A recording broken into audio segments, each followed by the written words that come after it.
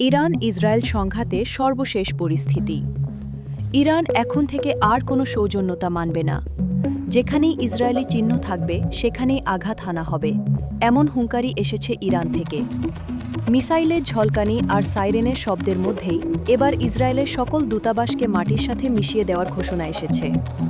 এই দ্বন্দ্ব এখন শুধু দুই দেশের মধ্যেই সীমাবদ্ধ নেই, বরং আন্তর্জাতিক কূটনৈতিক অঙ্গনকেও কাঁপিয়ে দিয়েছে। ক্ষেপণাস্ত্র হামলা চালিয়ে ইসরায়েলকে তছনছ করেছে খামেনির যোদ্ধারা। একদিকে প্রতিরক্ষা ব্যবস্থায় সর্বোচ্চ সতর্কতা, অন্যদিকে সরাসরি দূতাবাস লক্ষ্যবস্তু করার হুমকি। এই সংঘাত আঞ্চলিক সীমা ছাড়িয়ে যাওয়ার আশঙ্কা প্রকাশ করেছে ইসরায়েলি সেনাবাহিনী।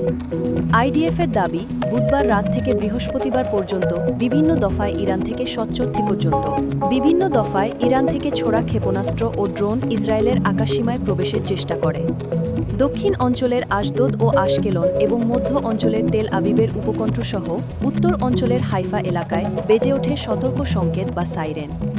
ইসরায়েলের শক্তিশালী আকাশ প্রতিরক্ষা ব্যবস্থা আয়রন ডোমকে ফাঁকি দিয়ে আঘাত হানতে সক্ষম হয়েছে অধিকাংশ ক্ষেপণাস্ত্র।